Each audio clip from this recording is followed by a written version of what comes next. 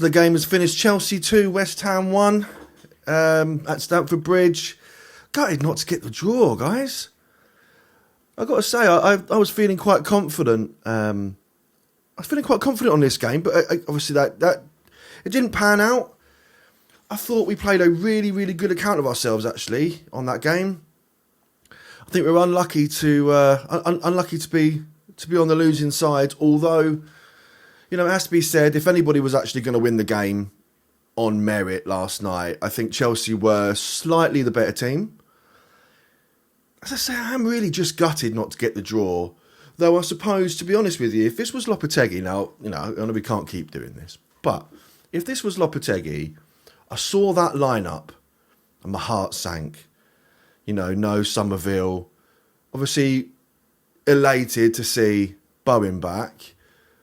Didn't know quite the impact he was going to have on the game, but, you know, I was fairly confident that, you know, missing Paqueta and Somerville, especially how Paqueta's been playing recently under Potter, and then not seeing Alvarez as well, I was concerned, to say the least.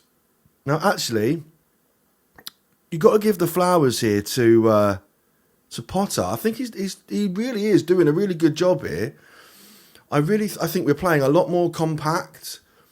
We're not so spread thinly out to the wings for our fullbacks, and, you know, leaving so much space inside, which is obviously what Chelsea were exploiting last time, if you remember the scoreline. And so for me, very disappointing in terms of result, because as you say, like, my dad always used to tell me, like, you don't draw pictures on the scorecard. So it doesn't really matter how well you played. You can look at the match statistics all you want, but the end result doesn't change. It's still no points for us in the league, right? So, you know, that is why I supported Potter's decision towards the end of the game to just, you know, try and go out attacking. Don't just see the game out. There's no point. Our goal difference is shot to hell. Get out there, try and get some attacking.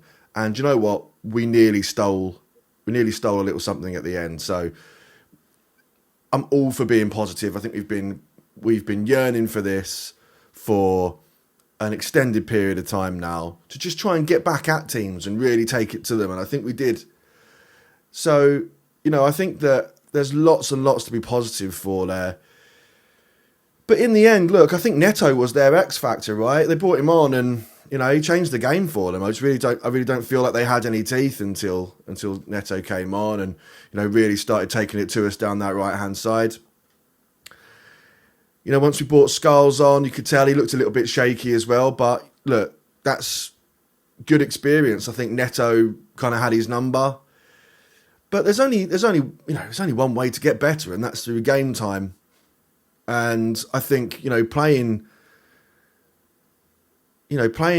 players like Orford, Skulls, Casey, that's the only way they're going to get better and actually become a utility for us in the first team. It's all very well and good playing under 21s football, but, you know, I just don't think there's the quality there or the kind of challenges that they're going to see in your men's football, in your adults football. Now, you know, I know that you're an adult when you're 18 and that kind of stuff, but do you remember when you were I don't know if you had any experience that I did. When you were 18, you go, "Oh, I'm an adult now," and then you start saying you're an adult to your mum and your dad. You go, "I'm an adult now, mum," and then they go, "No, you're not," and then you know, and it's just like, well, when am I an adult? I think one of the transitions for me was when I was walking down the street one time, and there was a kid that looked up to me and said, "Look at that man, mummy." Now, I can probably think of loads of negative reasons why they were pointing me out in the middle of the street, but I felt quite confident because they said, "Look at that man." And I was like, I'm a man now, which means I'm an adult now. But yeah, look, as you get older, like I'm 38 now, right? So you look back on it and you think, when I was 18, was I a man? No. Did I feel like a man when I was 21? Yeah. Was I? Probably not again. I don't know what that cutoff is. But I think it's probably somewhere like 24, 25, something like that. I think it's hardship. You've got to go through something to make you a man, I think. And, you know, I think or an adult, I should say. You've got to go through some stuff to make you an adult, a woman, a man. And for me, I just don't think 21's it. So you've got to get these youths into adult football, into the first team, and coming up against the clashes that they would do in the Premier League, and the kind of puzzles that are going to have to solve. It is, as I say, is the only way to get better, and Potter is really leading the charge on that, and I'm so pleased to see it. So as I say, whilst the result itself, the final result was negative, I'm seeing so many positives in these games, and I think that's really what we wanted. Is we weren't being unrealistic when we were looking for a managerial appointment. We weren't being unrealistic. It wasn't a slight against Moyes. Moyes did such a good job, and he's doing a good job against with Everton. So it's just not that Moyes is a bad manager, and nobody ever thought he was. We're super grateful for Moyes. I just think that the next guy to take on the job just needed to be somebody a bit more progressive, somebody with a bit of someone would take a bit of a risk with the youth team, and I think maybe Moyes just didn't take any risks to the point that he just became predictable in the end, and we needed something a bit different. Of course, then we moved into where Lopetegui was taking a load of risks, but was also predictable, and that's not a good mix, especially in the Premier League. So everybody just knew how to carve us open, and that's what it was, and felt like it was a safe option, and it absolutely wasn't. So I didn't want Potter when it was time to change the manager from Moyes. I wanted Amorim. I don't know how that would have worked out. It's not working out so well at Man United at the moment, but I do believe they are rotting from the inside out. I think it's bigger problems than the manager over there. I've always said it. That being said, look, we just don't know, do we? So he's not the West Ham manager at this point, so there's no point talking about that anymore. But now we have Graham Potter. He seems to be doing a really, really good job. As I say, being honest, I really wouldn't have taken him at the beginning of the season, but I kind of wish that we had. Now we wouldn't be in the hole that we're in, and I think that was one of the things I was looking at. I was looking at the Premier League table last night after the game, and it's quite sad to look at, especially when you see the resurgence of Everton below us, and it's quite feasible that maybe not the next game. Hopefully we can get a result against Brentford, but I think we've got Arsenal after that. That we're going to drop some points here, and they're going to get above us, and it's going to look not very favourable. But look, I think we've just got to sort of ignore that and just kind of keep pressing on. We're 10 points away from the bottom three. I don't think there's any danger of relegation. I didn't think there was. I don't think there is now. I think, as Gio says, look, it's just a big old pre-season now, and I think really that's the way that we should be treating it. I appreciate that the manager can't do that, not fully. We've still got to get some results and all that sort of stuff, but it's just gonna take the time and evaluate the squad and see where the missing gaps are. But look, I really felt like it was a really spirited performance from the guys. Everyone was playing 100% for the badge, and that is really all you can ask for. Everybody at the end of the game, I think it was the first time in a long time, I think, that the team as a whole came over to the away fans and clapped them out. And that's really important. It shows that togetherness and that cohesiveness that we really need.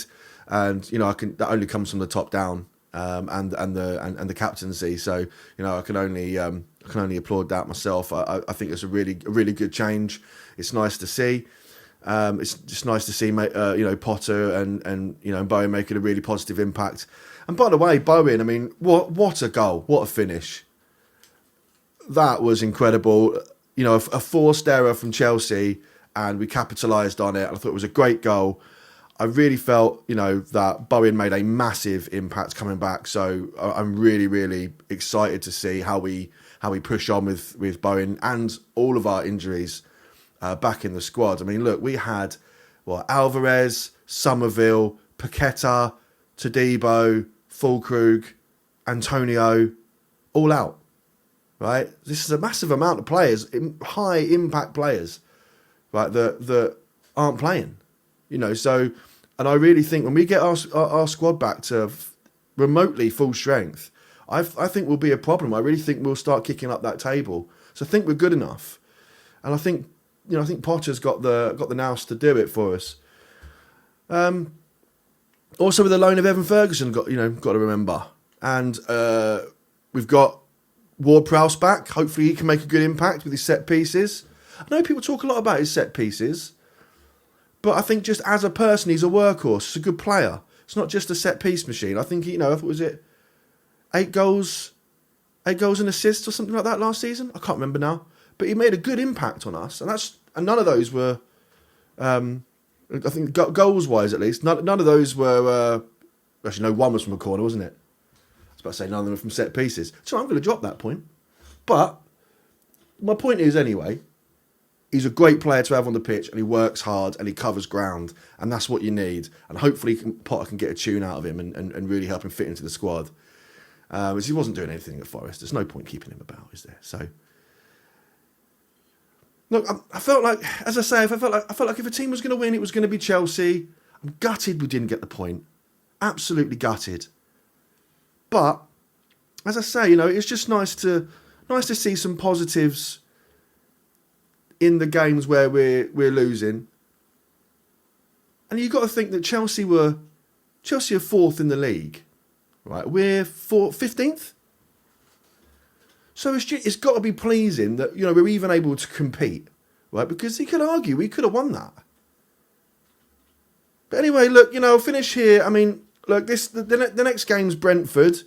We really need to kick on. Hopefully, we'll have some injuries sorted back, and yeah, we can start kicking up the table.